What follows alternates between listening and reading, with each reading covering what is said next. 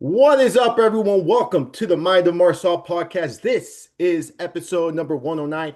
I'm your host, Armando Marsal. You can find all of my work over at fantasyguru.com. Follow me on the Twitter machine at Armando underscore Marsal, as well as on Instagram threads and TikTok at Mind of Marsal. Before jumping into it, I just want to thank each and every one of you for tuning in. I greatly appreciate you all. Look, it's that time of year. There's a lot of best ball drafts, and we just teamed up with drafters. We got a promotion going on there. So if it's your first time depositing, use promo code ELITE and you'll get a 100% match on your first deposit. If you're reloading, Elite 10 does get you a 10% match on your deposit. So make sure you're taking advantage of that. I've already started drafting, and I'm bringing in the guest today to talk about drafters. This guy is one of the smartest dudes I know. I love having him on the podcast. He comes on frequently. He's a guest of a friend of the podcast. I wouldn't even say further than it's like family. It's like one of those people that goes into your house and they don't have to ask you, hey, can I get water? They just go to the fridge, fill up a glass, ice and water, and that's what it is. And that's Tyler Buecher. Brother, how's it going? What's going on, man? Excited to be here and to talk some best ball with you. Appreciate the invite. It's always a good time coming on the Mind of Marsal and seeing what's going on in your brain in terms of these best ball and fantasy football streets. Yeah, like you and I, we're actually on on pace, to draft the same number of teams right now. We just joined someone through the Discord. Hey, we're jumping in the slow draft. You joined, I joined, and we're both 8 teams deep right now in drafters. Very slow pace compared to years past, but you and I have a similar approach this year where we're trying to get the majority of our best ball drafts done here in August. But so far, let's just kind of talk a little bit about drafters here. Like for those who don't know, they run. I love their structure. I love the tournament that they run each and every year. We've been fortunate to partner up with them now and get these promo codes and whatnot. But when you look at what they have right now, the offer, Tyler, I mean, it's a good tournament, a good structure. It's deep. It's 20 rounds. Talk to us a little bit about the drafters, the tournament. They have multiple tournaments, but the one we focus on here. Yeah, we're talking about their large field one, the Best Ball Championship. This is, I believe, their fourth year or fifth year running it. It's usually one that doesn't fill, so that we always Yeah. have some overlay there, which is always great in terms of fewer competitors for us to compete against to get into that green and that cash. But what's great about drafters is the straightforwardness of this approach, where it's simply the most points scored weeks 1 through 17.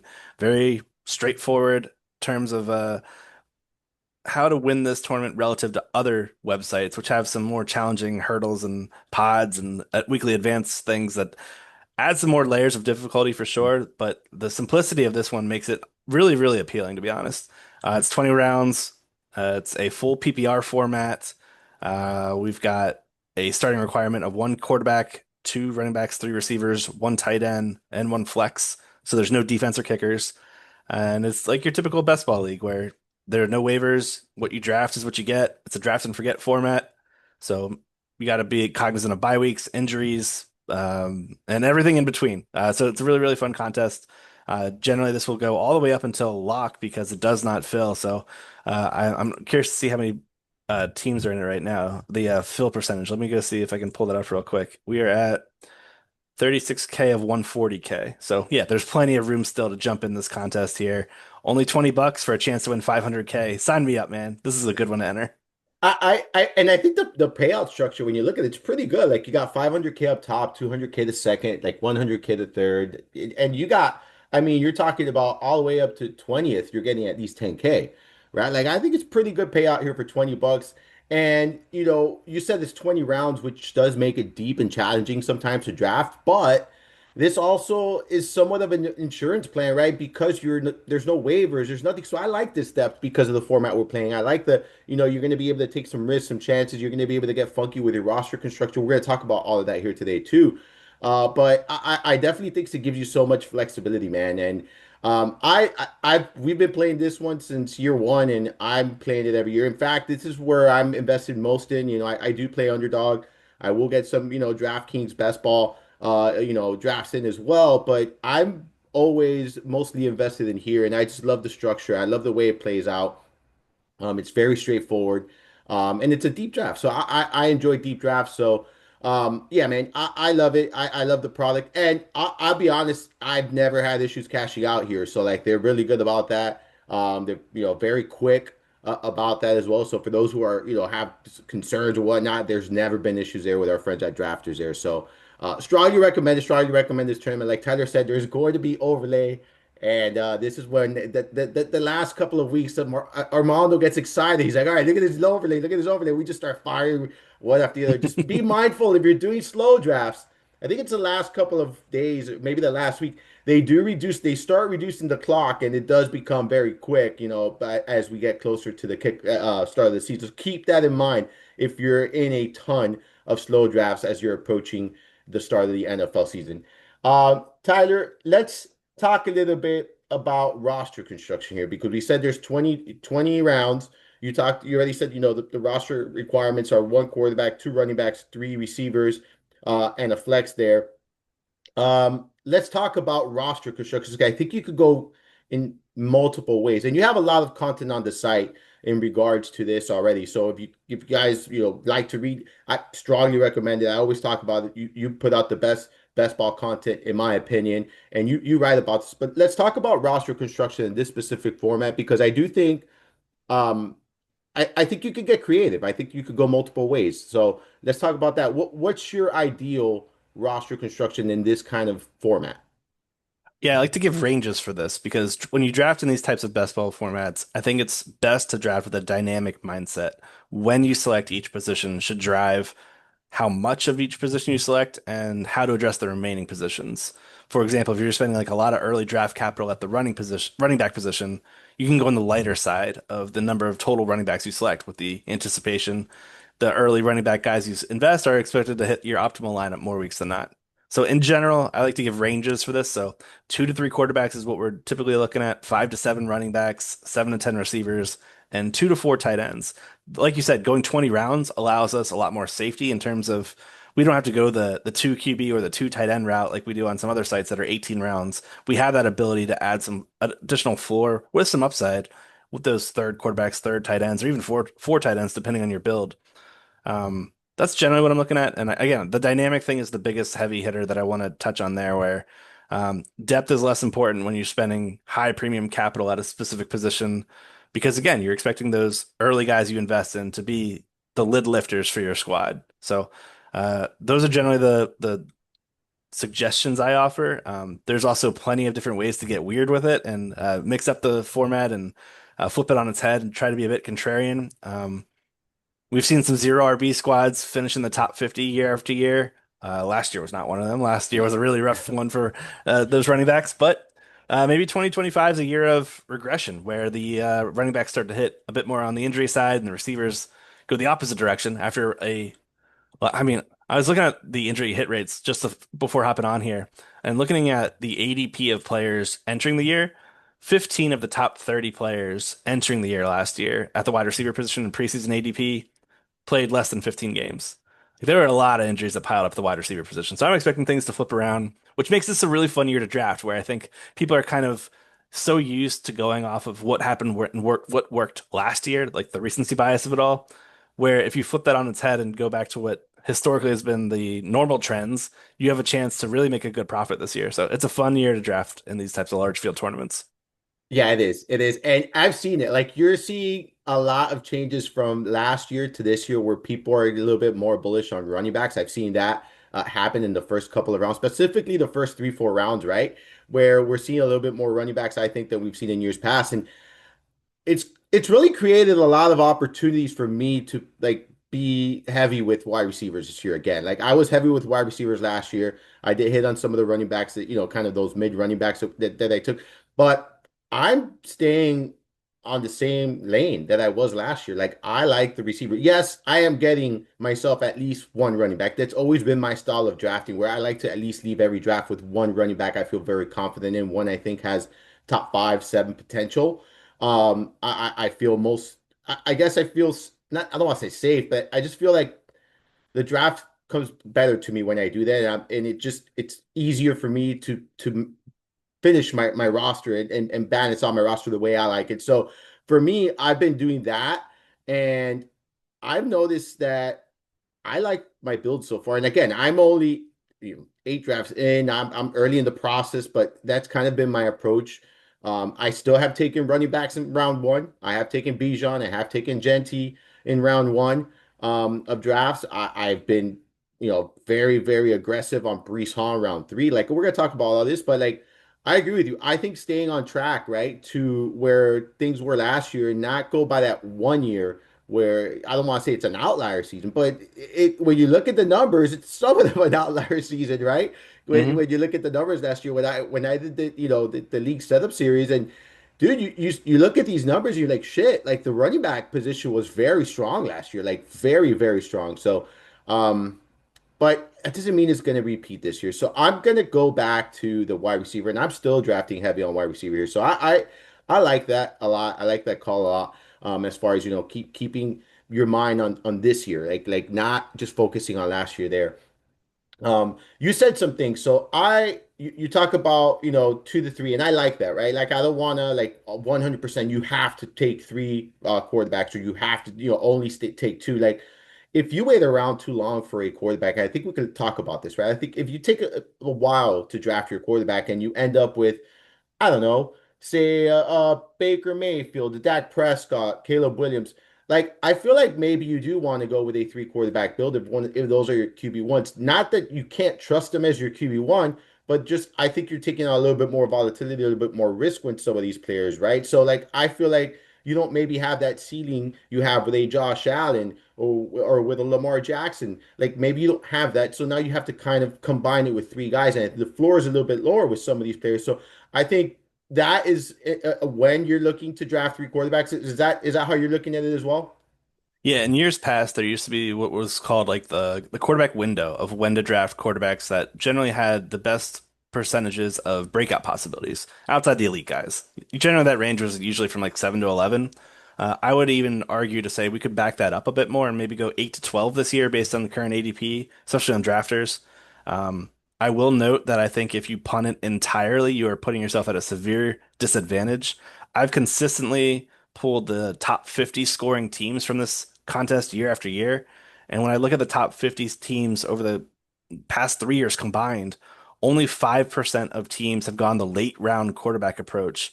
And that late round quarterback approach being defined as not taking your first quarterback until round 12 or later as your first quarterback. So I think you're spot on with like the Dak call and like getting guys in that 10 to 11 range, double dipping that, or even hitting that in two of the next 3 or 4 rounds. And then even adding a third late quarterback makes a lot more sense to me rather than going the late round quarterback. Adversely, the elite quarterback over 50% of teams in this top 50 have gone the elite QB path, and I defined elite quarterback going in round 6 or earlier. So we all four of the heavy hitters this year, and Joe Burrow too, they're all included in this grouping in terms of what I've historically claimed as that archetype. Excited to see how they do this year. I think all five are really primed for big years. So I am very fond of going the elite quarterback path this year, especially in these types of tournaments where you get rewarded with the 30, 35, 40 point ceilings. But the big thing I just want to mention is just not going all the way into late round QB because you just kind of miss out on that ceiling capability. Yeah, I agree 100%. I've mixed a lot the quarterbacks, the way I've approached the quarterbacks this season so far. I have obvious exposure to Joe Burrow. He's probably going to be one of the quarterbacks I'm most invested in this year again. He was that quarterback last year. I have Jaden Daniels. I have some Jaden Daniels. I do have some Patrick Mahomes. He's kind of going in that range as well. Like actually, yeah, he's going maybe a round or two later, right? Like I think he's going around 7, so he doesn't really fit in your range there. The one quarterback though I keep kind of landing on, and I wanted, it's Justin Fields. Like, is he going to like? I know he's being drafted later, man, but I feel like he's one of those quarterbacks that I think can give you that consistent floor with that ceiling, given his rushing upside. So like, he's the one I'm kind of like banking on to be that guy that outperforms his ADP, kind of what Joe Burrow was for me last year. That's what I see Justin Fields at. But yeah, I think that's great analysis. Like, and with the tight end, now let's go to the tight end because you mentioned 2 to 4 with the tight end because I have a similar thought process with the tight end than I do the quarterback, right? Like if you lock in an elite tight end, if you're taking, Trey McBride, George Kittle, Brock Bowers, like if you're taking it, I don't think you necessarily need three, or you definitely don't need four. You can take three, but it depends on your on who your second tight end is. And I pulled up the draft you and I are in because I've been kind of watching what you're doing as well. We kind of started off different with our approach, and you took Kittle in that draft, and then you went Hunter Henry, but you didn't take Henry until round 15. Like in this instance, is this where you take three, or are you staying at two with this kind of dynamic? And I brought it up because we talk about I think you and I are in agreement that we both view Kittle as a potential tier one tight end this upcoming season. I do, yeah, very, very high on Kittle. I think by the time we turn over the cards in September, I want Kittle to be among my most owned tight ends. Unfortunately, Kittle and Henry share the same bye week, so I will be selecting a third one. I was between taking Henry and Brenton Strange at the time when on the clock. I opted for Henry just because I liked his production a bit more. Strange to me is a bit more of a projection rather than Henry's been like just a solidified 30 plus year old tight end. We know what we're getting there. Um, I will be selecting a third tight end. But had I gone Strange and gone the Kittle Strange route, I would have probably gone a third tight end too. Because Kittle's kind of on that cusp where he's no stranger to like a five target game. And some of those games he can go for 110 and a score. Like he has incredible yak skill set, and I'm very, very excited for the San Francisco team as a whole. But there are also games where those five targets he goes on the opposite side of that, where it's a three catch 60-yard game, and that's not going to win you a week. So I think Kittle's kind of outside that McBride and Bowers tier, where those guys are the 1A, with Kittle being more of the 1B in that tier one. I still think he's tier one, sure. I just did a FFPC draft and he went like the middle of round two. So people are all over getting Kittle this year. That said, I still think there's that target discrepancy where McBride's like a 9 to 10 target guy a week. Bauer's probably in that same mold. Um, I can't put Kittle in that just because we haven't seen it. He just hasn't been that No. huge target earner. Maybe it happens this year with all the wide receiver change and turnover, but at this time, I still think he's the 1B, and I'd rather go a three tight end path with Kittle. That makes sense, and especially when you waited that long, right, for your second tight end as well. I think that's another point where you waited around 15, Yes. you know. And then now I didn't know this till bye week, so there you. Now it's 100% locked. But I'm going in that same. I already have two tight ends in that same draft, and I'm going with a three tight end build as well. I waited though for the tight end position where I took Evan Ingram as my number one tight end. I'm totally fine with Evan Ingram as your tight end one for what it's worth. However, I understand that with him, there's injury risk, and then this is a new team. Like I have high expectations, but I do expect there to be some volatility there as well. My second tight end is not a starting tight end. He's someone that will benefit from, he will get opportunities just to have standing value, but his production, in my opinion, is going to be very erratic so long as everyone is healthy, and that's Isaiah Likely. So yeah, I need a third tight end here as well. And I'm okay with that kind of build here because of the tight ends I took. But again, like it goes back to like I didn't lock in a top tier tight end in my opinion. But I do have what I view as a top 10 tight end, in PPR settings. And so long as he stays healthy, there is that top five, top six potential there. We've seen it before with Evan Ingram. So that's the kind of, the risk and stance I took with the tight end here with this specific roster. Let's talk running backs because you mentioned 5 to 7. I love those numbers, right? Like I usually land on that number six, like the way I draft, I usually land on number six quite often. I've I've done five and it feels really, really dirty if we're being 100%. Like it feels like you're taking on so much risk, right? But when you do that, it's because you really have two anchors or two guys you view as anchor running backs. At least that's how I've done these drafts. Talk to me about that, right? Because I think that's important. You don't necessarily need a specific number. I think it's player dependent, like we've talked about. So let's talk about if you're going with a five running back build, what are your top two, three running backs ideally looking like? I think you can go in any number of directions here. So generally what I'm trying to do is as the draft unfolds, I'm trying to be cognizant of where I'm spending my capital. But by the time I hit round 10, I think that's when you should start to like evaluate where you are position wise and start thinking about roster construction, how to fill out the rest of the second 10 rounds you've got to do. Generally by this point, I'm trying to get 4 to 6 wide receivers, 2 to 4 running backs, and then maybe throw in a quarterback or a tight end, depending on how the build unfolds. So there's some leeway there. It depends if you want to go and spend elite capital at QB or tight end, the onesie positions. But generally, that's what I'm looking at. I feel like if you go any further than that, any less in terms of the running backs, through 10 rounds, let's say you go t 2 to 3, you're probably uh, struggling unless you spent some premium capital there. But with this being full PPR, you need to be cognizant of the types of running backs you're selecting. And it also really just benefits the wide receivers where it makes more sense for wide receiver heavy starts to be the norm here. And they are. That follows. But I don't think you want to go too long without selecting running backs, which is something I used to not say in the past, where I used to be like, oh yeah, we could just put the running back into oblivion. The zero RB anarchist in me has dialed things back a bit. Maybe it's perhaps due to how last year played out, but this is a time where I think you still want to invest in the running back position. You don't want to go out without any bell cows. You don't want to go out without any guys that are in line for touches. And you're left with just choosing between timeshare backs. Like, I think leaving rounds 1 through 3 with one running back is fine. 1 through 4, one running back is fine. But then I'd probably be looking at 5, 6, 7, a sweet spot for any running backs to try to like add more and try to find that RB2. I always say in redraft starts at formats that the RB2 position is the most replaceable position in terms of finding production anywhere. And you can do that via volume here in these drafts where you maybe go on the 7 range rather than the 5 range of total running back selected. But you definitely don't want to just punt it into oblivion unless you go full zero RB. But I would make that a part of your portfolio, not a anchor and a lead strategy of your portfolio. Yeah, I agree. Like if you're doing a hundred lineups, let's just say, or 100 teams, and you want to go what 5%, like complete zero RB, sure. I'm not a big proponent of the zero RB. I always have loved leaving at least. I always say it, the first 5 rounds, like dealer's choice, because there are some running backs going around 4 that I'm totally fine with as my RB1. Kenneth Walker was kind of going a little bit, in that 4, a 5 before. Now he's kind of going in that 4. I've seen him going around 3 already. Like his ADP is kind of moving around.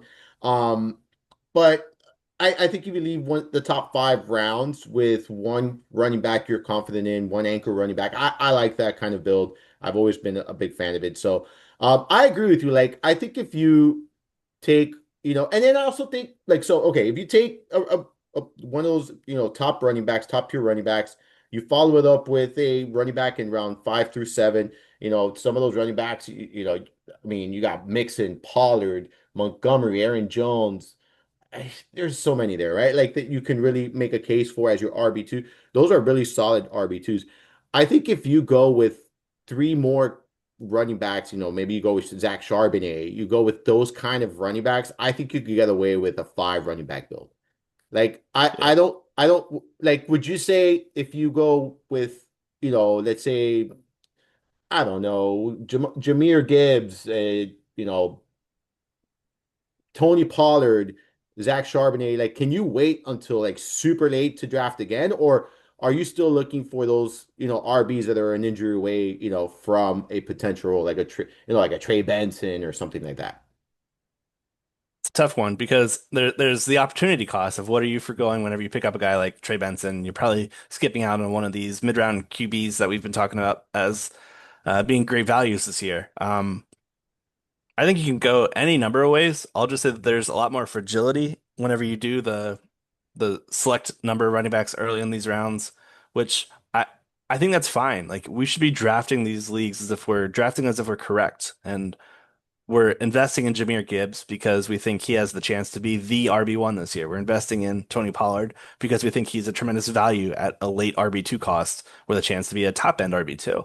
And Charbonnet, maybe he has the chance to take over midway through the year in the event of a Walker injury, and Charbonnet's a league winner.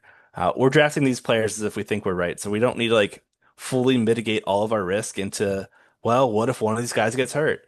If you start playing that game, you start playing for more floor than ceiling. And this contest is so top heavy with the 500K up top. Once you get out of the top 20 scorers, no one is no nobody is no longer receiving a 5-figure payout. So aim for first place. And if you take these swings on running back, I don't think you need to safeguard yourself and try to like corner a specific backfield. I see a lot of people like going for like 3 running backs in a crowded backfield. And to me, that feels like you're just throwing too many darts at one quote unquote team position. That's not a move I'd recommend because I feel like it's, again, you're playing for floor rather than ceiling in that situation. You gotta risk it for the biscuit, right? Like that's just the way it is. We gotta risk it for the biscuit. I'll be honest, I don't handcuff in this format. I have though done the Arizona backfield, James Conner and Trey Benson, simply because of cost. And I really do think that that backfield is going to have a big season in one faster than another. However, it plays out. I think a healthy James Conner will do that, but I'm just uncertain about him being able to stay healthy. He's someone that has battled injuries, but I've only done that really in one draft. In fact, in another draft, I had an opportunity to take Charbonnet where I had Ken Walker and I didn't. I went to the next running back on my board, despite having Charbonnet ahead of him. Like I don't like doing that. I only did it with one. And it's because Trey Benson is really not that expensive, and neither is James Conner. So, like, I'm not allocating a lot of my early draft capital in an entire backfield.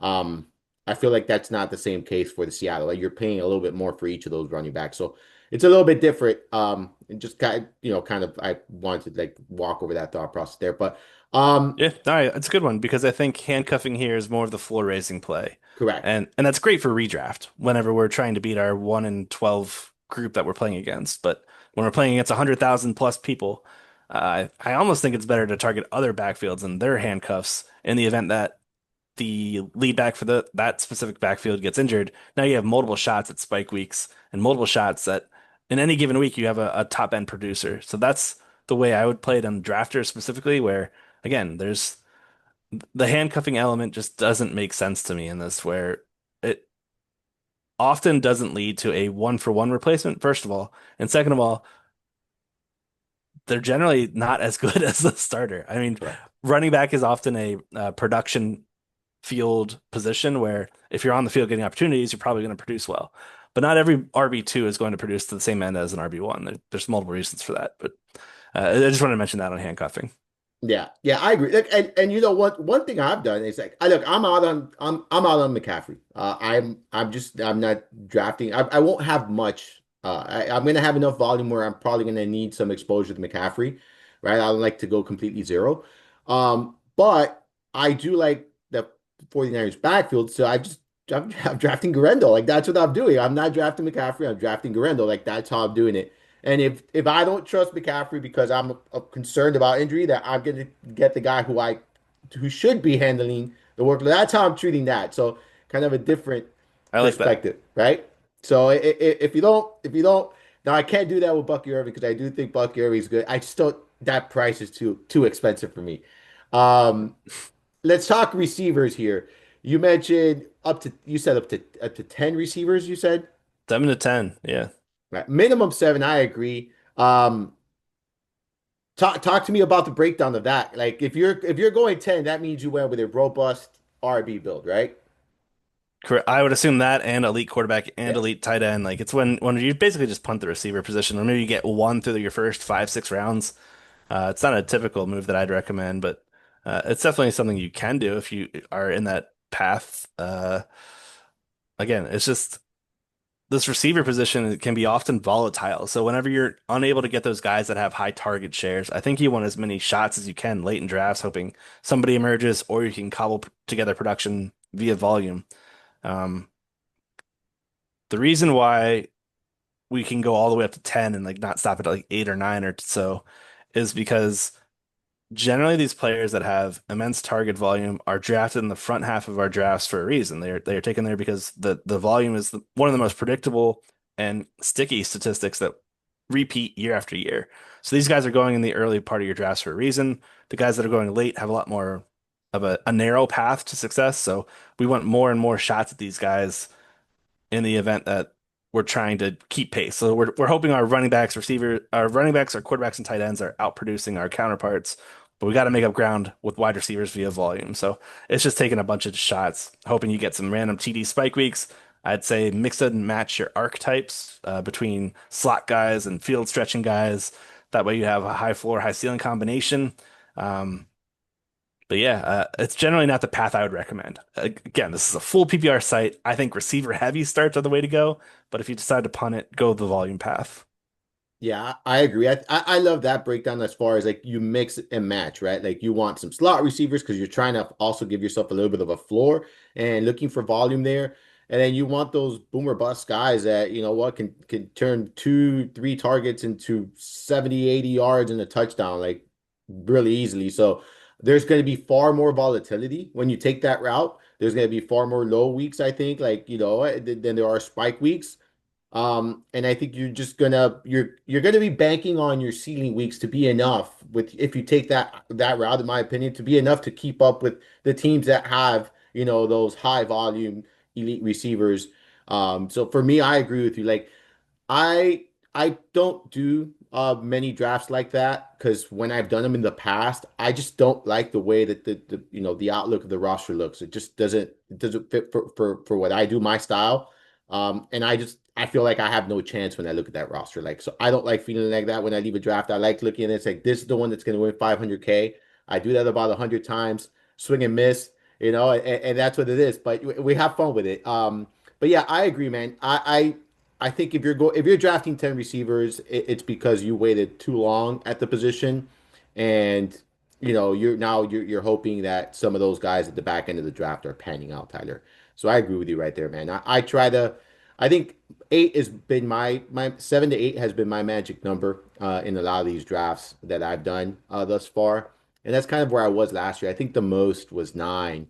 And that's just when when I went really heavy early on and then waited a little bit too long for that, next couple of receivers, kind of like you said, that round 10 is really where you kind of start having to, okay, I need to fill up these little spots. I need to look for it's funny because oh shit, it's round 12. I have one running back. What the fuck am I gonna do? You look at the running back pool, you're like, well, obviously this is why no one's drafting running backs in these rounds because look at this. And yeah, you just leave yourself in a pretty bad spot there. So, um, I like that kind of like that point in the draft where you kind of take a minute, look around, see what you need, see what you got, and really start, hammering some of the positions you need. I think that's a really strong approach there. Yeah. And I think that's good advice. I'll add that our guy Jeff Manns always talks about draft pockets, and Yeah.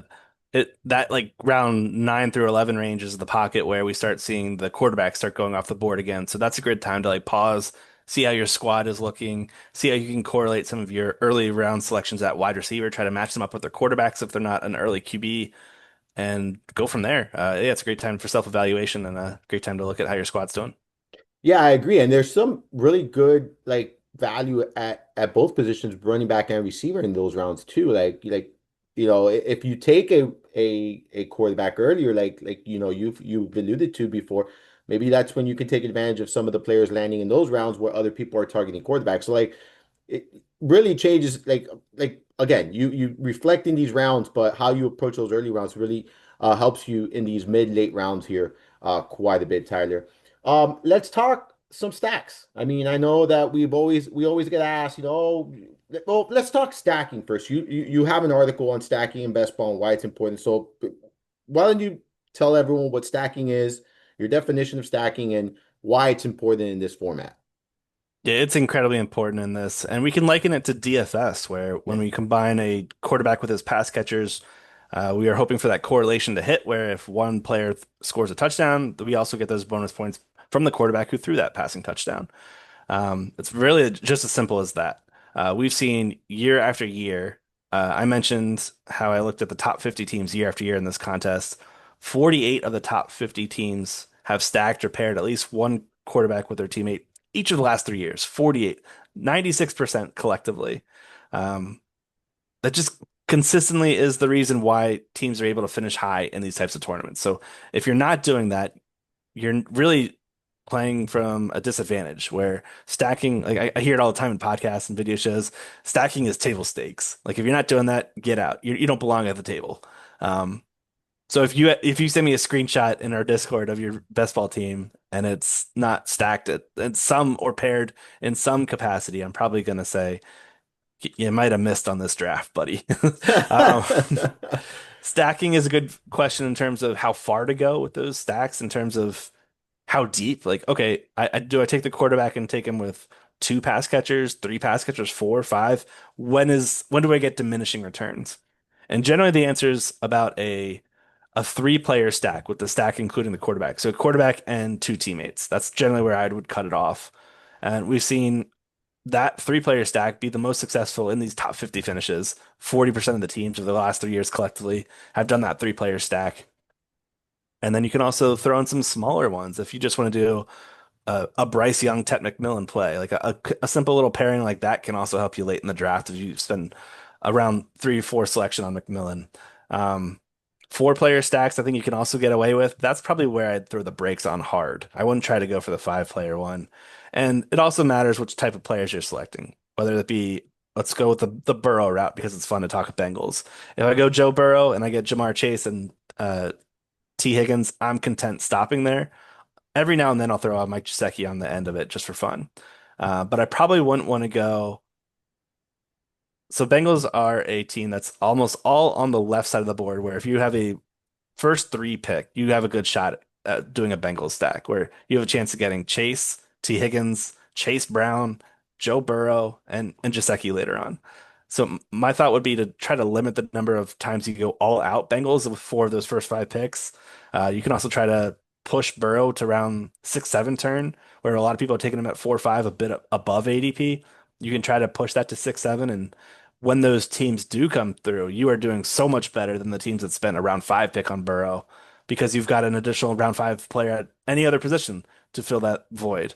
Um, but I would generally try to keep the stacks to like a three-player is my goal. And I wouldn't mind having multiple three-player stacks as I go throughout my draft. Multiple three-player, four-player, two-player, mix and match that part. But stacking is a necessity in best ball right now. And we've got a whole article on it looking at depending on where you're drafting, whether it be like an early slot, a middle slot, a late slot, how those stacks line up in terms of ADP and how easy it is to rip off some of those stacks because you're not going to be able to grab a Bengals stack if you're drafting with the 12 spot because Chase is going as the 101 and 96% of drafts pretty much right now. So keep that in mind. It's a great resource to look at. I'll update that as the offseason progresses as well because ADP will shift, the stacks will shift. But yeah, there's plenty of ways to stack, and I think if you're not, and I think that's the first starting point whenever we talk about these tournaments. It's a good starting point for us to talk about here. Yeah, and you mentioned like I think the three-player stack is probably the most optimal one. I think that's the one I do the most. But every now and then, like you said, you venture into that four-man stack, and it really depends on ADP, right? You threw Gesicki out there. You're not spending early draft capital on Gesicki. Like that's one of Yeah. your last picks, your third tight end in most instances. In most builds, that's your third tight end. So it's easy to include that fourth player because at the end of the day the cost it's basically zero. Like I look at some of those late round picks, it's not costing me anything. Like being more invested in these players later, I don't mind going, all. I'm not saying all in 100%, but I don't mind going very heavy on these guys. These are the guys I don't mind, and we'll talk about ownership as far as exposure and stuff like that. How far you want to go with that, but um, I like that, and I think it's you make a good point. Like if you're spending too much early draft capital, especially with this Bengals stack, like if you're spending too much of your early draft capital, like maybe not be as heavy on those four-man stacks. Maybe try to limit who you're getting exposure to. Like, I think another one, the Rams, where the quarterback is not expensive, but you got the three other, players. You got Nakua, you got Adams, Kyron Williams, relatively costly. They're not as expensive as the Bengals, but they're up there. There are a couple, you could make a couple cases here for different teams, but like I feel like that's one right there as well. That you can make a case for it. Like I like we'll talk about them now, but I like them because of that. Like I feel like you can get two and then okay, before I jump into the you also work like understand the offense you're investing in, right? Like there's offenses that distribute the ball to more multiple players. There's offenses that is very condensed to like two, three players where you know that, 50% of the target share is going to the top two guys, aka Cincinnati. And then you're looking at a running back that's going to, handle the bulk of the workload in the backfield. Chase Brown, like we have that there. So Cincinnati is one of those offenses. The same with the Rams is it's going to be Nakua, it's going to be Adams, and then it's going to be Kyron Williams. Like so long as he's healthy, he's going to assume the majority of the workload. So it's easy to pinpoint where the opportunities and the production is going. I think that's very important when you're looking at these stacks because as much as we like Josh Allen, I feel like he's someone that's maybe a little bit more complicated to stack, right? And you could still stack him, but it's not as, the opportunity is not as condensed as it is for some of the other guys and some of these other offenses for his pass catchers. Do you look at that and say that's important too when determining stacks? Absolutely. I think it's super important too whenever you look at it from the opposite lens of grabbing the pass catcher first and whether or not you want to add the QB to it. Yeah. It kind of works both ways, kind of. It's a symbiotic relationship. But the Allen thing is a great example where, yeah, no, with nobody in Buffalo earning a 20% target share or greater, it's really tough to invest in any of these guys because they're kind of just a spin of the roulette wheel who he throws to. And you can invest in all the pass catchers on the tight end. And maybe we see a swing past to Ty Johnson for the touchdown. And you're just like, well, I've got every base covered. And still, Josh Allen finds a way to throw it to somebody else. So, yeah, it can be frustrating with that. I like the condensed target conversation you just had there for sure. Yeah, and there are offenses that do spread that out a little bit, right? Where you could still stack. Like you said, there's still stackable options. It's just not you might not get a 25, 23% target share. You might get a 20, a 19% target share, and that's just fine. And that's just the way it is. So let's talk about some of our favorite stacks right now. I know you mentioned you have an article I strongly recommend it. You have the drafters tactics, the stacking taxes there with some of the offenses you like to stack. Um, I know some of the offenses you'd like to stack, but the listeners do not know some of the offenses you'd like to stack. So let's talk about that. You go ahead and give me your favorite or one of your favorite stacks is right now. Sure. Bengals, we kind of just covered pretty Yeah. extensively, so I think we can move past that. But I'm kind of really into the Bucks as another one, which uh, they just had a fantastic offense last year. Like across the board, they were just one of the best offenses in points per game, yards per game, EPA per play, success rate. No matter how you chop it up, they were just a fantastic scoring unit. They did move on from Liam Cohen. They will be without Tristan Wirfs to begin the year. He's on the pup list with an injury. And Chris Godwin at this time is questionable for week one as he's recovering from his injury as well. Um, the Bucks aren't the easiest team to stack because they're kind of spread out across the board. I mentioned like having a late round pick versus early round pick. If you do have the late round pick, that's generally where we're seeing Evans and Godwin go off the board. So you have a chance to pick up both those guys, but you're kind of not in the Bucky Irving path, which is fine if you're playing the passing element anyway. I think you can bypass Bucky Irving. Um, but Evans, Godwin, Baker, I think they're all pretty easily stacked with a late round selection. Baker's ADP is all over the place. And if you're the guy who gobbles up both Evans and Godwin, nobody's going to take Baker. No, I don't think many people will be taking a naked Baker at that point.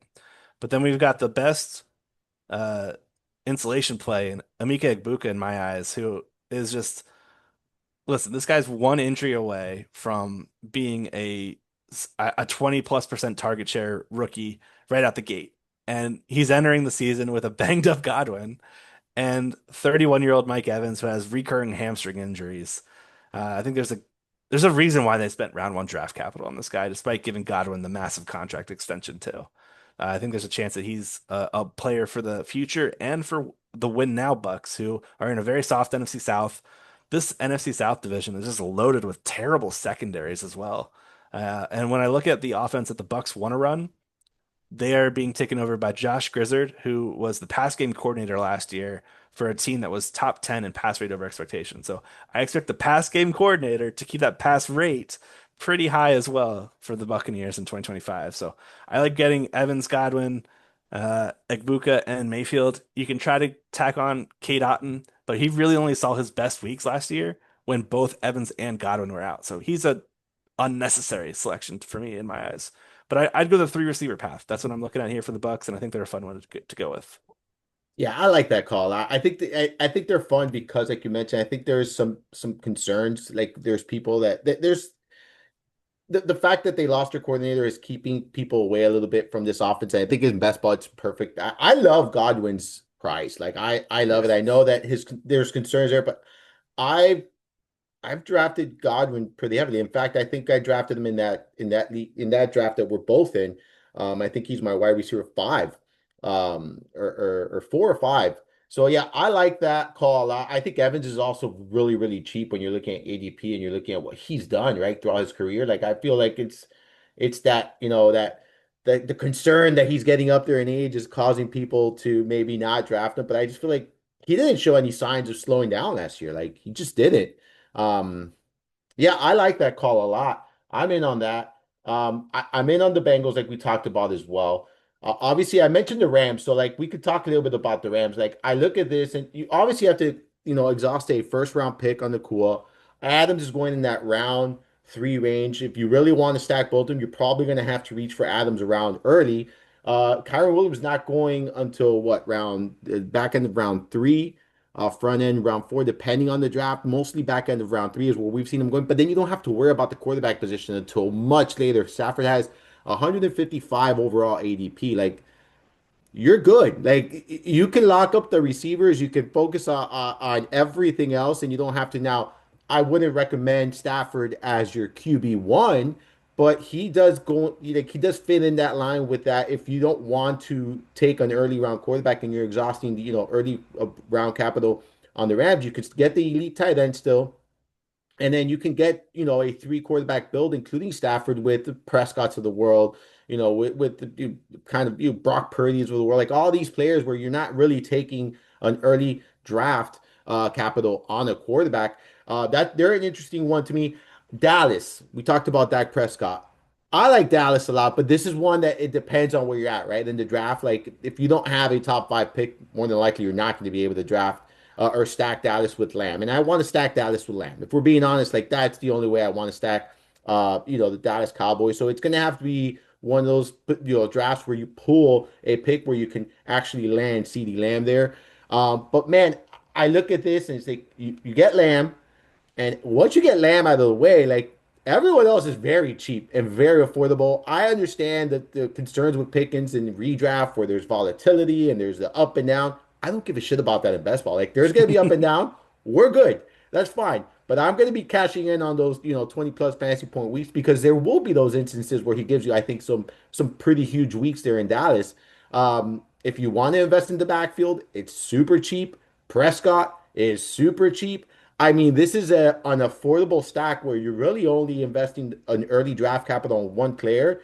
And it's a player that, whether I'm stacking the Cowboys or not, I'm willing to invest heavily in anyways. CeeDee Lamb, we've talked about him so much on this podcast. We've talked about him on the show. We're big fans of his. Like, I really like this data stack going into the season, and I feel it's very affordable this year. Oh, 1,000%. I like the. So this is a fun conversation to have. Teams that we expect to be on the rebound or teams we expect to do better than they did in 2024 because these teams are discounted now because of how reactionary drafters are. Even Lamb, if you have an early middle spot, basically 4 through 6, I think you have a good shot at drafting CeeDee Lamb. And from there, you can grab Pickens round 5, Prescott round 9 or 10, depending on when you want to get him. Very, very easy to stack. And Lamb, we really don't need to talk up Lamb. He's just a great get. But Pickens, I think this is a great offense for him to go to where Prescott has just been phenomenal as a deep ball thrower all throughout his career. Pickens, since entering the league in 2022, 28.3% of his targets have been 20 plus air yards or greater down the field. Leads the league in terms of that percentage with all players with the at least amount of targets that Pickens has had. So he's been a Rorschach kind of player, I think, for many fantasy and even footballer players because some see a very talented pass catcher that was held back due to poor QB play, poor offensive system. Others see a guy who wasn't able to earn targets or elevate the offense despite being the undisputed top target earner. Uh, I think the truth probably lies somewhere in the middle, but we get to see it this year with a really good deep ball thrower and an offense that wants to throw the ball. Schottenheimer is no stranger to wanting to have a high pass rate, and Pickens should be out there as a two receiver starter, pretty much a 90% route guy for however many routes he's out there, with Lamb being the 50-50 slot and perimeter option. Really like that call a lot. And you can even add Jake Ferguson too, who I think is a Yeah. pretty good discounted tight end. The running back position, who knows what's going to happen there? Yeah, uh, you don't know. I mean, that's yeah. why I say if you want to invest in it, sure. I'm not. Yep. I'm not in stacks. In stacks, I'm not doing it. I don't think I need it. I think it'll negate your stack really, when you Yeah. look at this. But they're My, cheap enough, right? Like they're cheap enough where you can. Like that's the thing. They're cheap enough. yep. And one that's a little bit more expensive that I think you may or may not be in on. The Dolphins. I think I was on SiriusXM about a month ago, and I said if I had a crystal ball and could see the final stat lines for one team, it would be Miami because I wanted to see how this team did because they have legitimate league winners in Achan, Tyreek Hill, Jalen Waddle. I mean, it wasn't that long ago. Tua led the league in passing yards per game. There's a chance that if we were able to see how this team actually finished, whether or not they are worth the ADP they are right now, which is a very duh Tyler kind of comment, but it's one where these guys have a lot of risk because of their capital. Achan's going at that 1-2 turn now. I've seen him commonly go in round one now. People are really getting hyped up on him. Tyreek Hill's seen a boost ever since the departure of Jonnu Smith. Jalen Waddle's seen a slight increase as well, but uh, the good thing about Miami is it's one of those concentrated target offenses where it's kind of just really going to those big three heavy hitters. And with Tua being the pass catcher or pass thrower to throw on late there with Tua round 13 ADP, nobody's really into Tua this year. Um, I think they're an interesting one and a high upside play stack to make where a lot of people have these same concerns I have where we don't know how it's going to play out after last year's debacle and how everything went down. With Yeah, fewer people on it, I think that makes more sense in a large field tournament.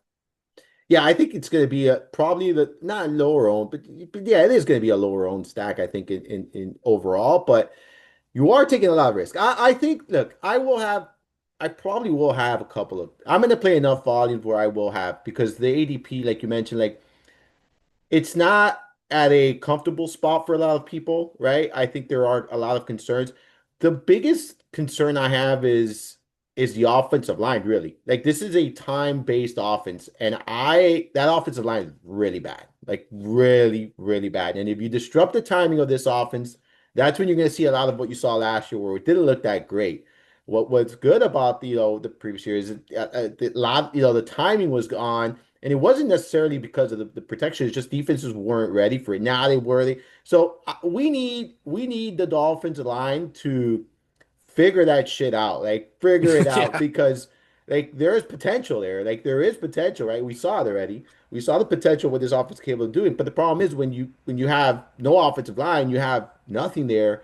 Like it's that's my biggest concern. It's not really much else. That's my only concern when it really comes to Dolphins because you know where the targets are going. Like and then Hill is a head case too. That is concerning to me. Like you don't know. But again, if you have what 5% investment of your portfolio in this stack, I think it's worth the risk if you're shooting for first place because this is like you mentioned the the pieces are there, right? Tyreek Hill, we know what he's capable of.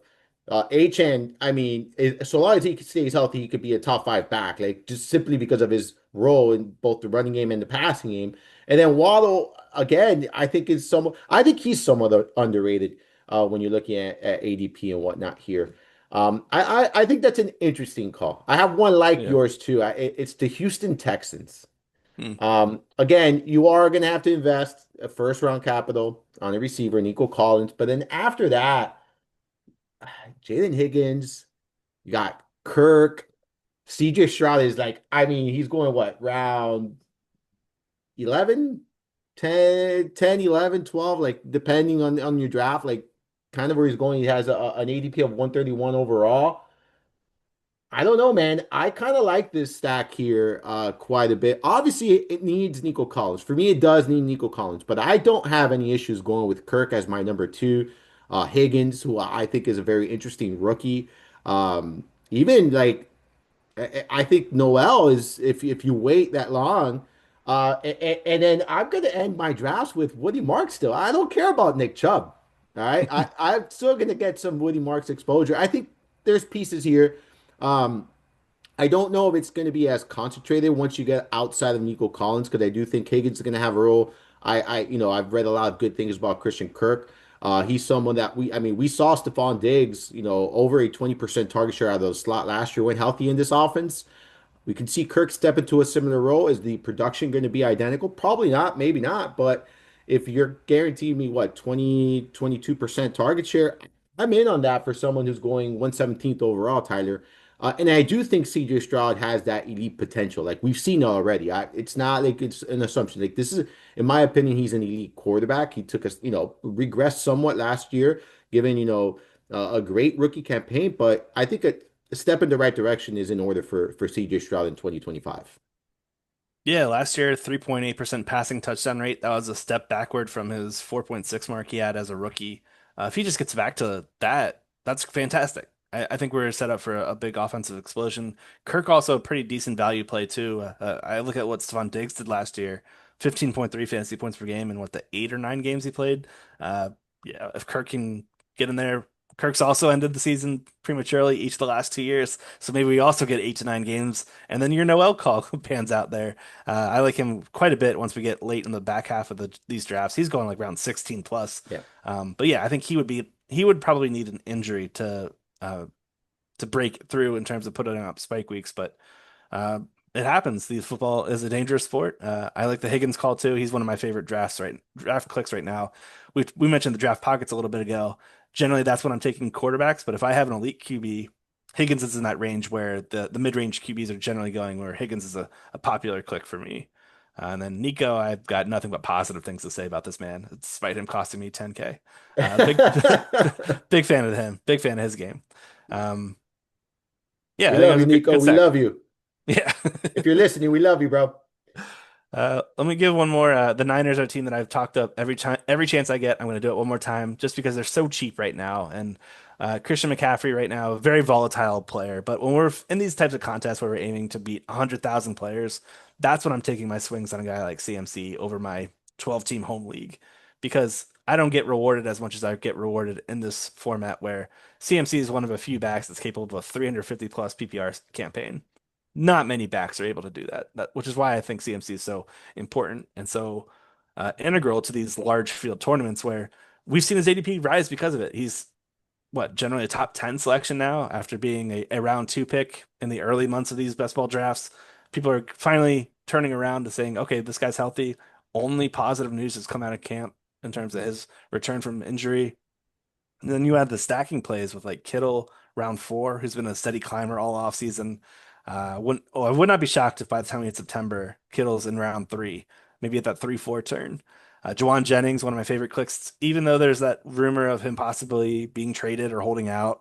I don't see that really happening. And no, okay, I also want to say that 99.9% of all holdouts are non-news things where it never makes sense in my eyes to adjust a player up or down the board for the 0.1% chance that it actually occurs.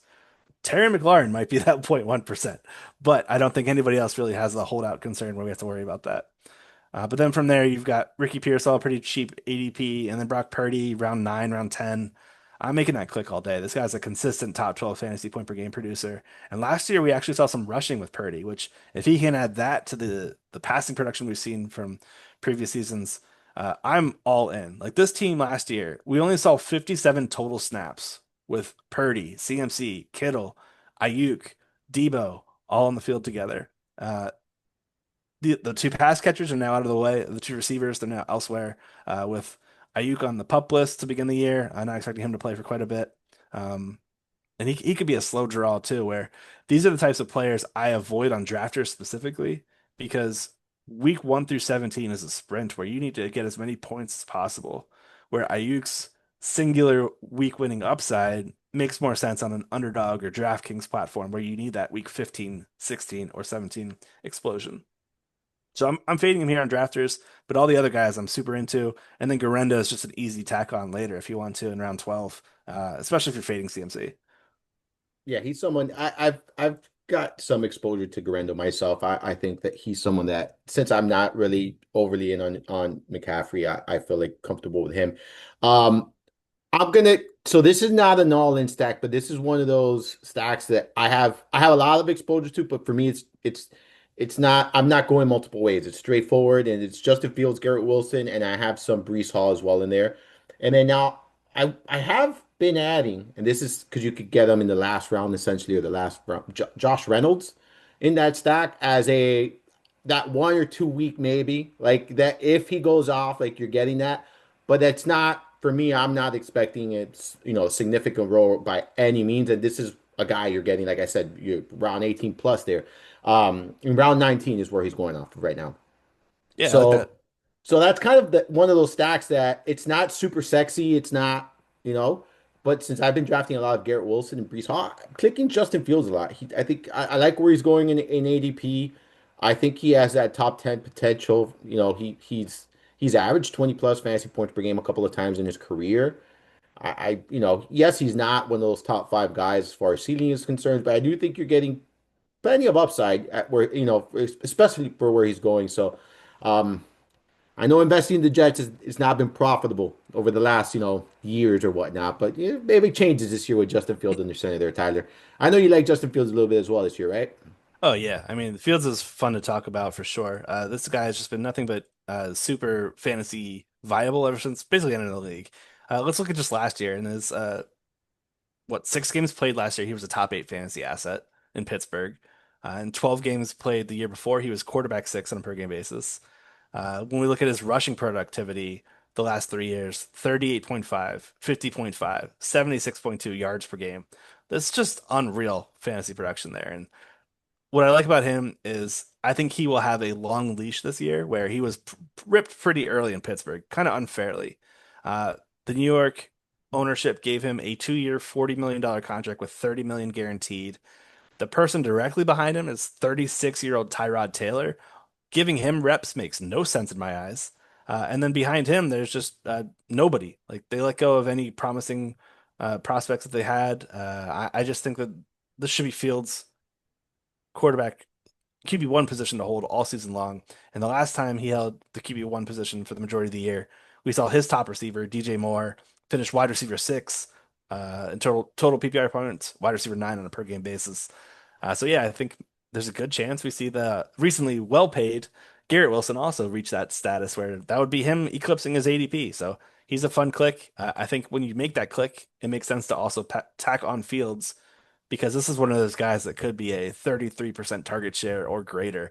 Uh, would not shock if we flipped over the cards at the end of the year, and that was how high Garrett Wilson was targeted. Yeah, I agree, man. I think he's gonna lock in on Wilson, and that it's gonna be an abundance of opportunities on the week-to-week basis there for him. And this, I think this is arguably the best quarterback he's had under center there since entering New York. I mean, yeah, you can make the case for Rodgers, I guess, but Somebody else can do that. yeah, I'm not here. I'm not gonna do it.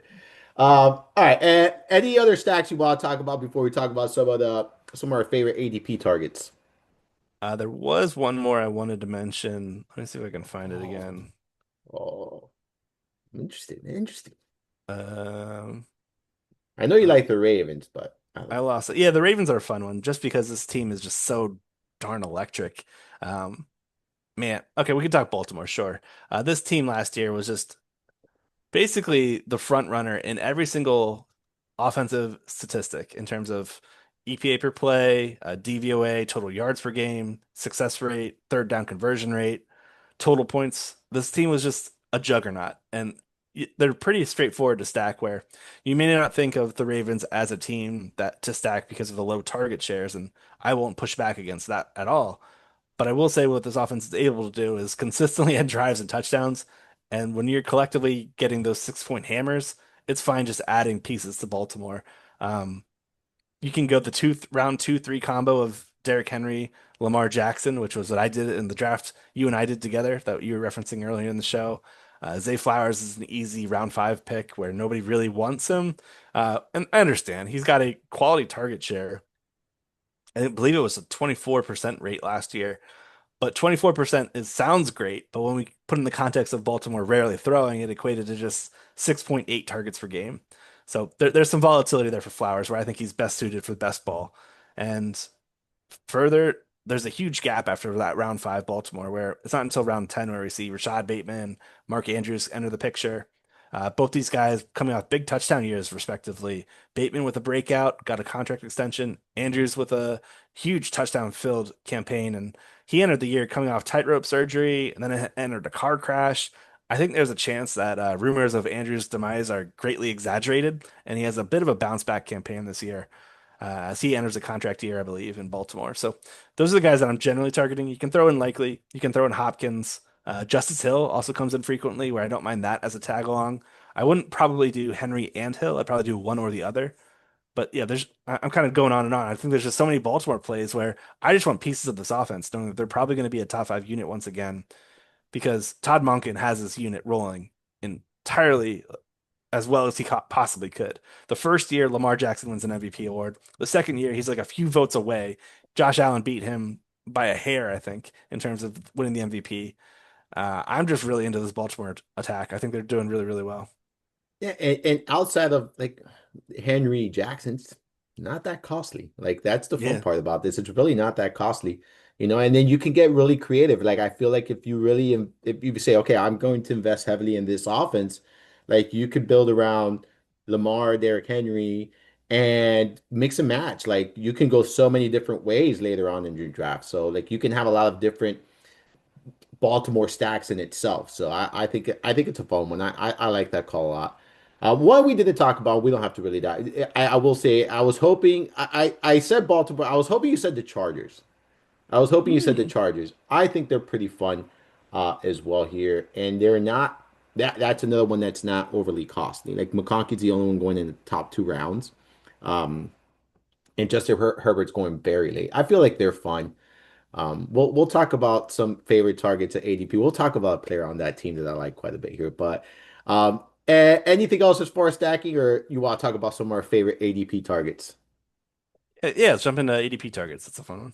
All right, so you mentioned Higgins. I love that round nine ADP that he's going in right Mm. now. Like I feel like that's a very strong ADP. I have another rookie receiver, Trey Harris, where he's going. And that's why I said charge. Man, round 11 right now to me, that's like that's where in most drafts it's like, all right, I need my fifth, sixth receiver. All right, Harris, here we go. You're joining this squad, baby, and you're gonna make an impact. I feel like he's gonna have some big moments this year, and I think that there's even going to be a potential path to consistent opportunities here in this offense when you look at it. I know you got Quentin Johnston still. They've obviously McConkey's going to be their number one guy. I get all that. Um, but no more Mike Williams. Like, okay, all right, now we got a little clearer path. Jalen Rager, nah, it's not going to be too much of a problem. Although he's been popping up a lot on these reports or whatnot. Um, do you like Trey Harris or where he's going? Yeah, I mean, this guy, like from the prospect profile we did on him, this guy is just absurd. He averaged a 5.12 yards per out run his final year at Ole Miss, where he only played 8 games, so we have to put that caveat Yeah. in there. But let me just add some context. Anything above 3.00 yards per out run is fantastic. 5.12 is breaking the scale, and uh, maybe that's a bit crazy. And it's an Ole Miss offense, so there's a little bit of like, we don't know if this is really um, translatable. But he averaged 130 yards per game essentially that final year. They are in super need of some outside help too. The Chargers 33.9% vacated targets last year. That means somebody's going to need to fill that void. Mike Williams, with the recent retirement, really makes it a bit more clear that Harris is going to be that guy. And his ADP dip, he's now dropped like I think a half round over the last 2 weeks, purely because of this round two rookie holdout that was initially 30 of 32 guys had been holding out. Since then, a few guys have signed.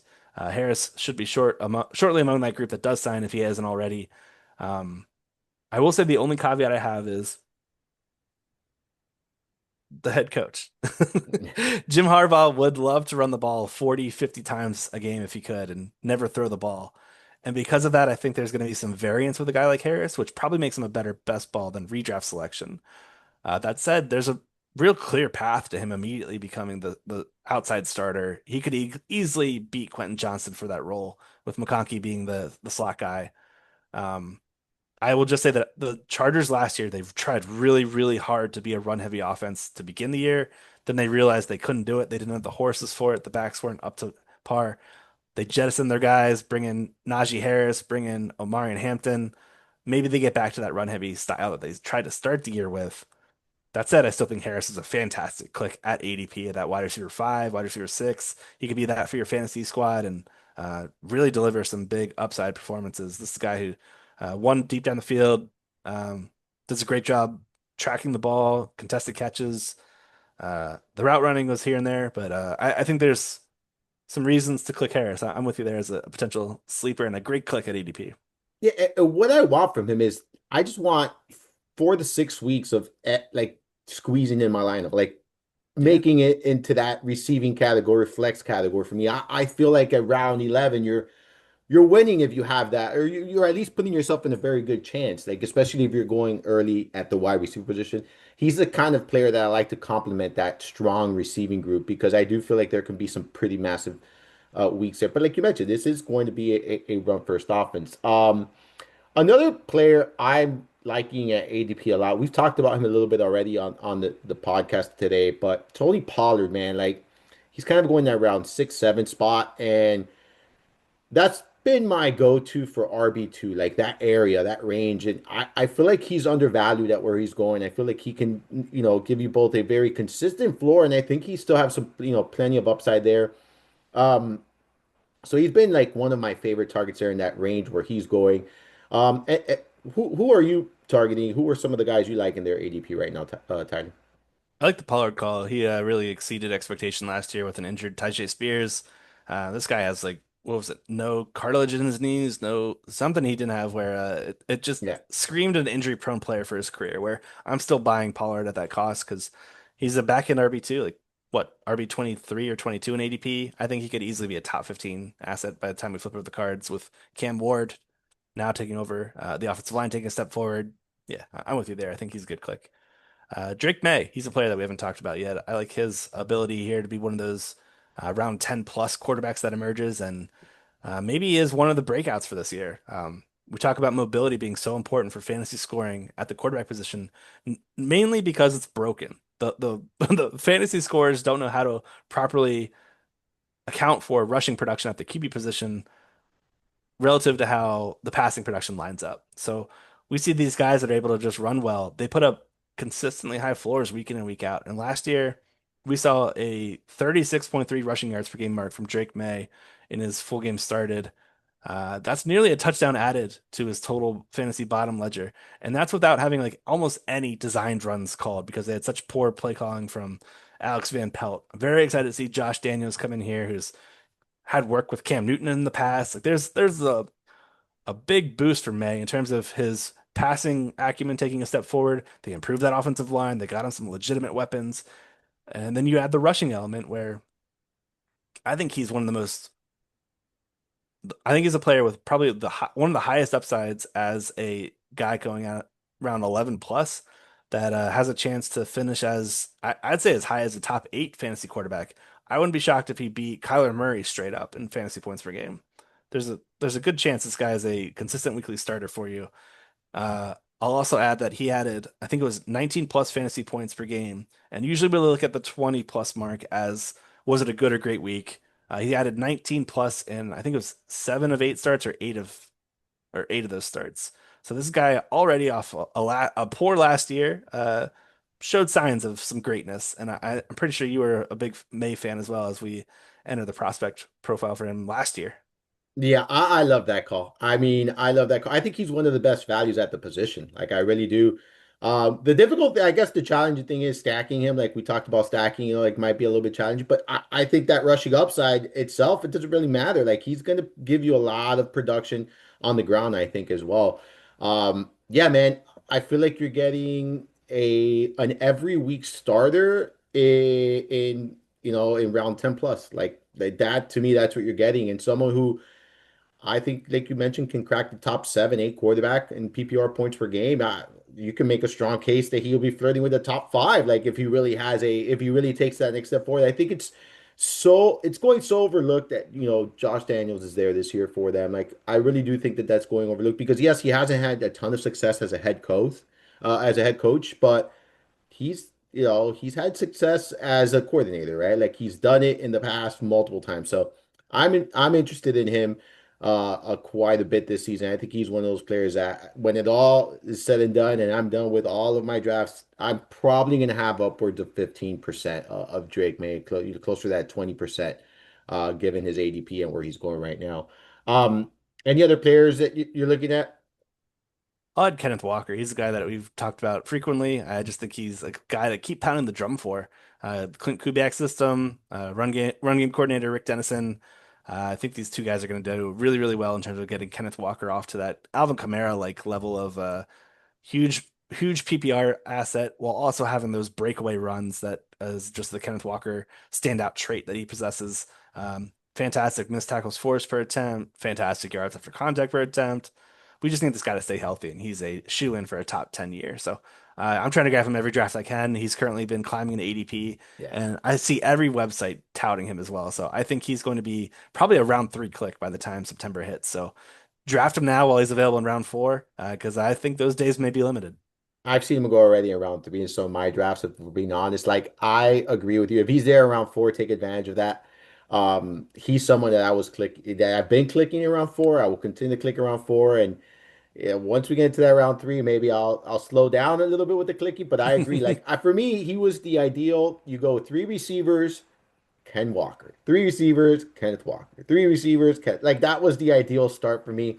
I'll tell you this, Brees Hall at round three for me has been someone I target a lot. I feel like you can make a strong case for him being a top three, four back. Like he's done it already in his career. Like he has that potential. I know there's concerns about Braylon Allen, etc., and how they're going to use the backfield. Like they're going to give this guy 300 plus opportunities, in my opinion, and I think he's going to perform at a very high level. I think having Justin Fields is really going to help him because it has to keep defenses a bit honest right now because you have a very mobile quarterback in addition to an elite running back. So Brees Hall round three, like I when I'm not doing three receivers in the first three rounds, it's because I'm taking Brees Hall in round three a lot of the times.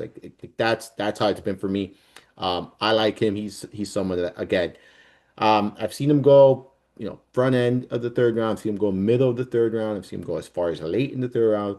So long as he stays in that third round, ladies and gentlemen, I think clicking Brees Hall makes a lot of sense. Do you have any interest in Hall this year? Yeah, he's giving me Saquon vibes, where Yeah. last year we were kind of a bit too worried about the quarterback and thinking he may take away too many rushing touchdowns from Saquon. Probably not going to pass enough. Justin Fields is the type of guy that can elevate his rushing, elevate the rushing of Brees Hall in terms of providing better lanes because they have to account for where Justin Fields is. We also have a pair of round one tackles on both the left and right side now. New offensive coordinator Tanner Engstrand, supposedly some kind of whiz kid. Excited to see what he's able to cook out with a very creative quarterback, very creative running back here, and Brees Hall, who's the metrics have gone down the past few years, the efficiency metrics. But I think some of that has to do with the style of play this Jets offense has had. Throw in Justin Fields there. I think we're going to see a boost in rushing efficiency. Fields is also one of those passing quarterbacks that isn't afraid to check the ball down. I know a lot of people are afraid that he will just run the ball and take those opportunities himself, but we've seen year after year he has a pretty high target share to the running back position. You do an article on that every single year, and he's generally top 12, top 15 in that. I expect that to maintain where Brees Hall is just a potential league winner in round three, where Saquon Barkley was going late round two last year. Brees Hall late round three. Man, I can't get enough of that. I love the wide receiver start, and then Brees Hall back end of round three. That's very, very enticing. Yeah, I've done a lot of those right there. Like where you have I have a lot of Wilson Brees Hall Fields combinations right now. I feel like you're getting so much upside there. But like you mentioned, like I feel like Brees Hall could be a league winner this year, and I'm drafting him accordingly. He's going to be one of those players where I'm probably have a little bit too much exposure to, but I'm okay with because it's like you said, like if you Yeah. really are planting your flag on someone, like go plant it and let it be. I'm not saying go 100% because obviously you don't want to do that, but be well over the field, and that's okay. And that's how I am with Brees Hall this year. And I didn't think I would ever say that about any Jets players, but it's 2025, and here we are. And I just want to echo what you're saying, right? Like, so he was a 13th last year to be exact, going into last season. Okay, so going into last season, I'm still working on the charts this year. That'll be posted there. The last day of the month, first day of August, will be on the site there for the draft guide, but.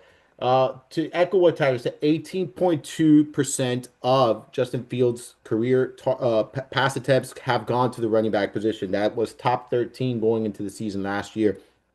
Significant number. So almost 20% of his pass attempts, here throughout these are his career numbers before 2025 or before last season. So, yeah, I agree, man. I think this is a good combination here to have. I like Brees Hall. Anyone, I'm gonna give you one more, and I know you're very high on him as well. It's Trey Benson, round 12. Like to me, like he's the one. Like when you and me are we're gonna be fighting for him in those drafts. But when you're not in the draft, I'm gonna secure him every single time because I just feel like if I will have exposure to Connor, but I'm gonna be far more invested in Benson here.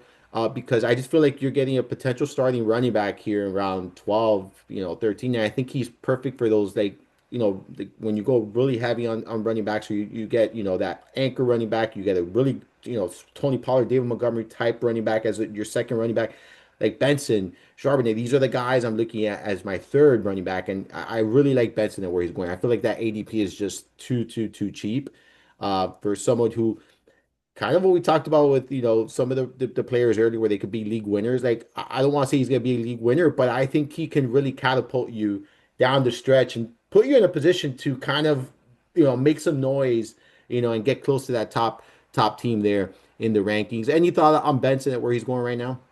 Yeah, it's really just contingent on the health of James Conner, who is a old running back entering his age 30 season, coming off a career high in touches. Listen, Connor was fantastic last year. This guy was super productive, super efficient. Number two in missed tackles forced per attempt, number six in explosive run rate, number 10 in yards after contact per attempt.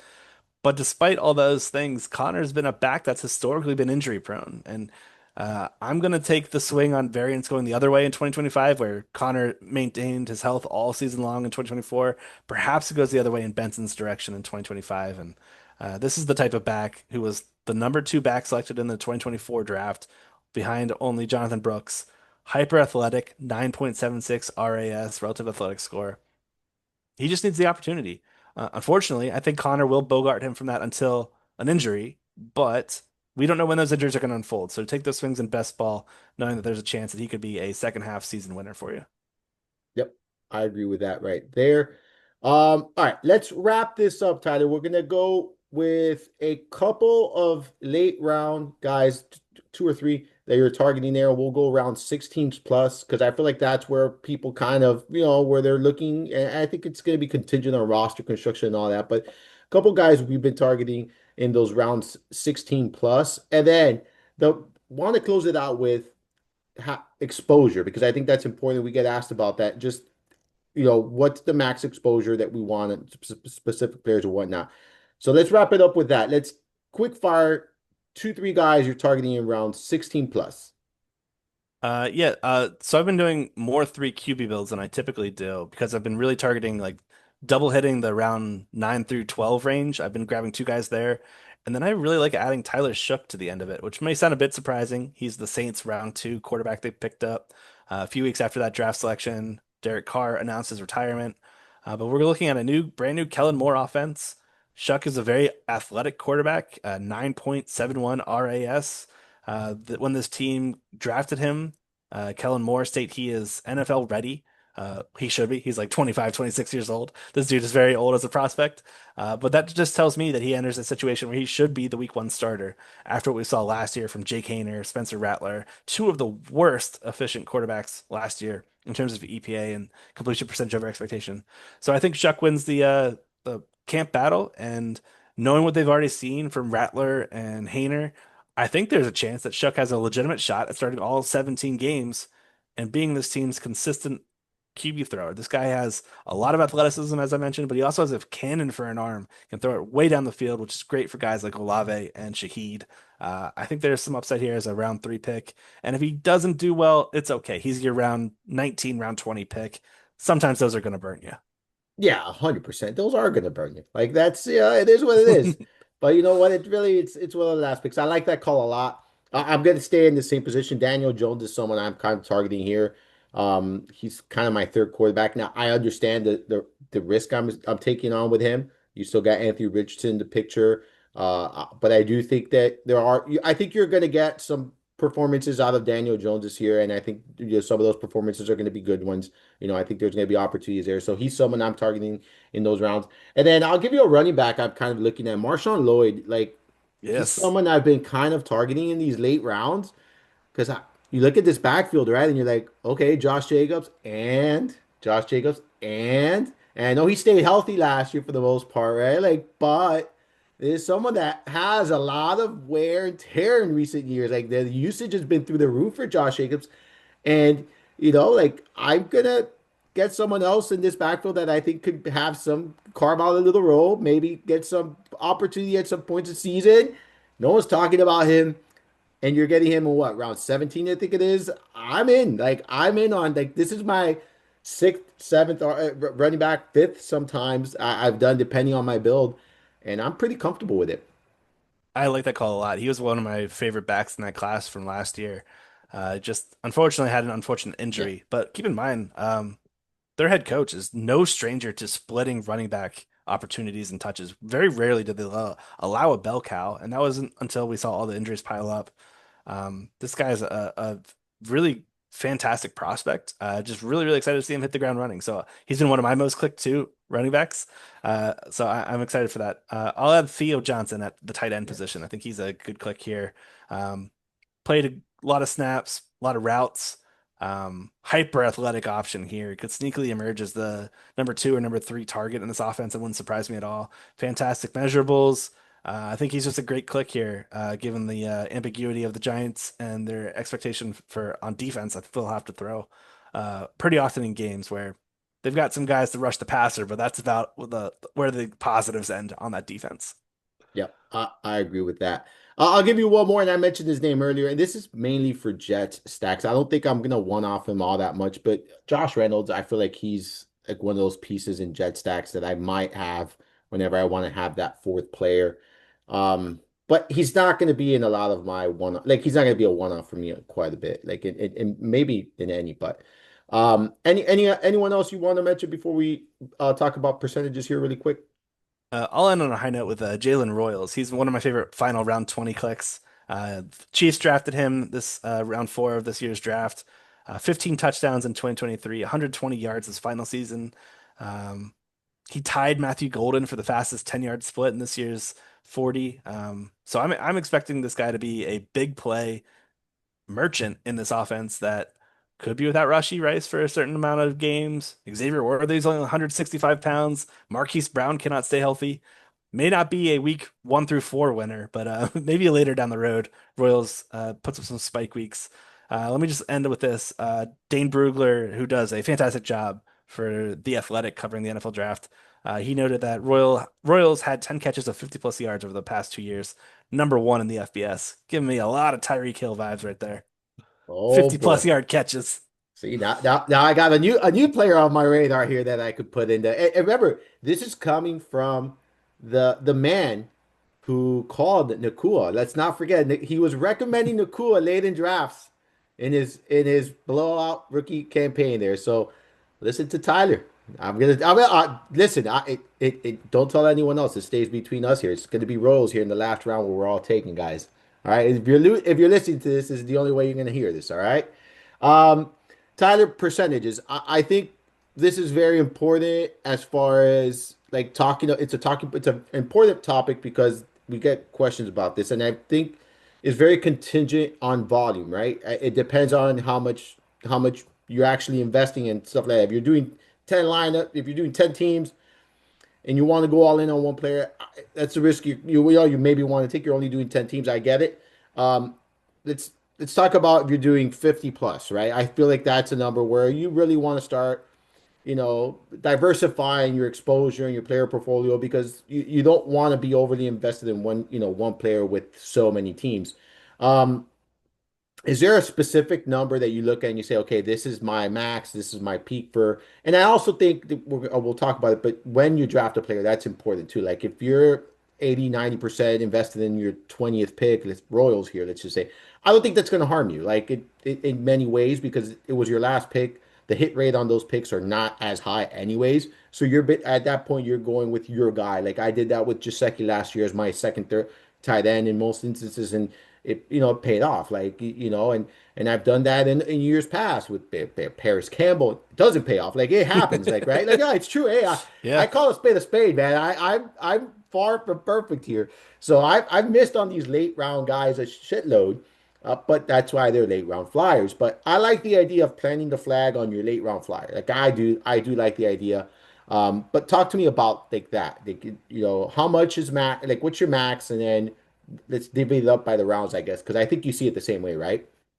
I'll say the truth is there's no really like set in stone answer. Like people have done studies that haven't really revealed anything. So I don't think there's any real answer there. I'll just say that I kind of have a sliding scale for it where the early rounds I'm kind of maxing out around 25% of my exposure to those guys that I really like. Middle rounds probably in the 30%, and then late rounds 35%. But again, I would only do that if you're mass drafting. If you're playing 10 to 20 leagues, go have fun, get your guys. Um, but I've had a year where I went super heavy in terms of volume. I think I had like 70% Saquon Barkley and he played 2 games, whatever season that was. One of the worst best ball seasons I've ever had. So I think they're almost like safeguards to help you from preventing injury to your own portfolio. Um, but yeah, I think also being overexposed is also something worth mentioning. Like, uh, where I'm sorry, being underexposed, having zero shares of a player with like a let's say a top 50 ADP. Uh, listen, I think sometimes drafters need to draft with a little bit of humility. People will screenshot, look at me, I have zero shares of CMC. What if CMC is the key to winning this year? What if like Saquon Barkley last year is a great example. A lot of people were writing him off early with that Philadelphia pairing, ended up being one of the best clicks besides Jamar Chase that you could have made last year in fantasy football. So I think you also want to play with a bit of humility and not go for total zeros. Wonky things happening in fantasy football, and you and I spend hours and hours looking at football all day long, and we still get stuff right. The best fantasy analysts are hitting about two-thirds of their things correctly on a good season. The more likely it's a bit more than 50-55. So I just want to mention that part too, where draft with some humility. Know that you're not going to get everything correct, and maybe you're big on a player that I'm not as big on. I'll take some swings on that player in the event that you're right and I'm wrong because that happens often. We often get things wrong, but I do want to say that going into a draft season with 0% to some of these top 50 picks can be costly. And that's why I said earlier, like I love that you say that because that's why I said earlier, I'm not into Christian McCaffrey, but I'm going to draft enough where I am going to have exposure to him. I am going to be lower on the field, like than the field for sure, 100%. But I can't draft 100 teams and not have one share of Christian McCaffrey. Like I just simply can't. You just have to understand there's going to be players you're going to be lower on than others. That's really what it is. When you're talking about Yep. players, you're not really, especially if you're a volume based, drafter. Like if you're a volume based drafter, like you mentioned, you have to have humility. You just have to do it. If you're not gonna do this subjectively, then you're gonna just set yourself up for failure a lot of the times. Like there's been calls you make that I'm like, man, he has to see something I don't see it, but I'm going to invest in that because I trust your process just as much, right? Like so I do that. Just like Jeff. Jeff is high on some guys that maybe I might not, and I say, okay, well, Jeff is on to something maybe, boom, and we invest. Like it happens. Like I think that that's part of the process here. So yeah, I agree. Like I've been maybe more aggressive, especially with my later round guys. Like you said, 35. I've gone as far as 60%. Like, but I'm talking about guys around 18, 19, 20. Like guys that are costing me nothing. Where it's like I'm in this round. It's just all right. I'm just gonna click this guy because whatever. Like that. Not anyone in round 10 or anything. I think that in the early rounds, I cap it at 25, 30%. Like kind of like where you're at. Maybe a little bit more aggressive. But then, again, it's like you mentioned, there's nothing proven here that says, one way or the other way is the best way to go. So it's just, I think it's more about how much risk you really want to take. And because of how much money you're basically investing on that one player. That's really what it is. Like that's how I view it. But I do think Yeah. if you're running 50 to 100 lineups or more than that, if you're maxing out, I do think, balancing out that early round player exposure makes a lot of sense. So but Uh, I do like that. Also, that risk also lowers and lessens as we get later in the draft. So going 60% on around 18 to 20 player for sure. Whatever you want to do, if that's the guy that you want to take a stand on, throw a flag on this year, 1000%. Let me just also mention for anybody who's a little confused with us saying shares and percentage and exposure.